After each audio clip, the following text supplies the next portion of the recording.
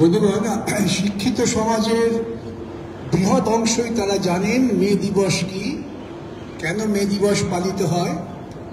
কিন্তু শিক্ষিত সমাজের যে প্রতিক্রিয়াশীল অংশ, যারা পুঁজিবাদের ধারক বাহক এবং পুঁজিবাদকে লালন পালন করেন, তারা মে দিবস পছন্দ করেন না।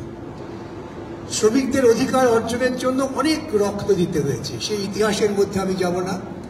কিন্তু আমি একজন আইনজীবী হিসেবে অত্যন্ত গর্বিত বোধ করি, হে মার্কেটে যখন নাকি ওই রকম ভয়াবহ অত্যাচার করা হলো শ্রমিকদের বিরুদ্ধে, সেই শ্রমিকদের পক্ষে দাঁড়িয়ে লড়াই করেছিলেন যে সমস্ত আইনজীবী, এবং তৎকালীন সময় অত্যন্ত বিতর্কিত এবং বিখ্যাত আইনজীবী ক্ল্যারেন্স ড্যারো, তিনি লড়াই করে এই মে দিবসের তাৎপর্য এবং 8 ঘন্টা কাজ, 8 ঘন্টা বিশ্রাম, 8 ঘন্টা বিনোদন, এটাকে স্থাপিত করতে পেরেছিলেন।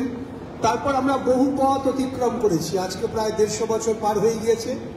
পৃথিবীর বুকে মানব মুক্তির কিছু ঝলক আমরা পৃথিবীর বিভিন্ন প্রান্তে দেখতে পাই, কিন্তু আমার ভারতবর্ষ, যে ভারতবর্ষ ইংরেজ সাম্রাজ্যবাদের বিরুদ্ধে ব্যাপক লড়াই করে, অনেক রক্তক্ষয়ের মধ্য দিয়ে, আমাদের হাইকোর্টের সামনে সূর্য সেনের স্ট্যাচু রয়েছে, ক্ষুদিরাম বসুর স্ট্যাচু রয়েছে, তাদের শুধু স্ট্যাচু বানিয়ে দিয়ে কিন্তু আমরা আমাদের দায়িত্ব শেষ করতে পারি না।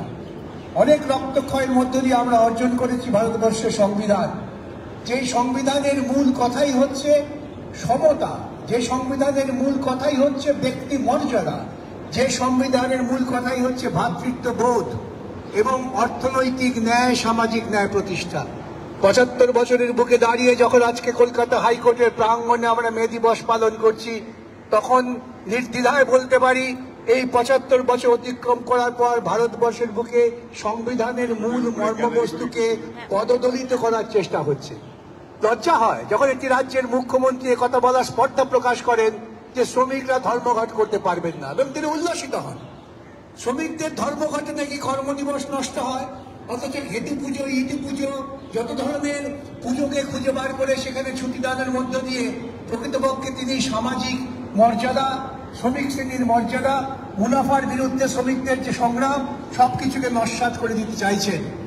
আজকে গোটা দেশ জুড়ে যেভাবে ধর্মীয় বিভাজন তৈরি করা হচ্ছে, একদিকে রাম মন্দির, একদিকে জগন্নাথ মন্দির, আরেকদিকে শিক্ষকরা রাস্তায় বসে আছেন, তারা তাদের যোগ্যতার নিরিখে শিক্ষকতা করবার যে সুযোগ, তার থেকে বঞ্চিত হচ্ছেন। এক সবই পরিকল্পনা, এক জঘন্য দক্ষিণপন্থী সরকারের পরিকল্পনা, যা সংবিধান বিরোধী কাজ হচ্ছে। তার জন্যই আমাদের সকলকে সমবেত হতে হবে।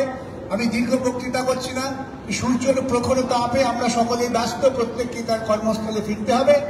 আমি সকলের কাছে আবেদন করব, মে দিবসের মূল তাৎপর্যই হচ্ছে কিন্তু ব্যক্তি স্বাধীনতা। আমার 24 ঘন্টা আমি কিভাবে ব্যবহার করব তা আমি ঠিক করব, আমার মালিক ঠিক করে দেবেন না, পুঁজিতন্ত্রের ধারকরা ঠিক করে দেবেন না। আজকে আমাদের কিন্তু ভাবতে হবে, বর্তমান সময়ে ওই ধান্দার পুঁজিতন্ত্র কিছু মানুষকে দিয়ে বলাবার চেষ্টা করছেন, 14 ঘন্টা কাজ করুন, 16 ঘন্টা কাজ করুন, বাড়িতে বসে বউয়ের মুখ দেখবেন কতক্ষণ। এই ধরনের জঘন্য, নিকৃষ্টতম মানবতা বিরোধী প্রতিক্রিয়াশীল বিষয়কে অনেক বড় করে দেখাবার চেষ্টা হচ্ছে। এই লড়াই সেই যে ধর্মান্ধতা, যে ধর্মীয় বিভাজন এবং পুঁজির উল্লাস, তাদের মুনাফার উল্লাস, তার বিরুদ্ধে আমাদের সকলকে ঐক্যবদ্ধ হতে হবে। এবং সেই লড়াইয়ে হাইকোর্ট হচ্ছে একটা অত্যন্ত গুরুত্বপূর্ণ স্তম্ভ। হাইকোর্টের কর্মচারী এবং আইনজীবীরা যারা প্রগতিশীল চিন্তার মধ্য দিয়ে এগিয়ে যাচ্ছেন, তারা আজকে সম্মিলিতভাবে এই দিবস পালন করছেন।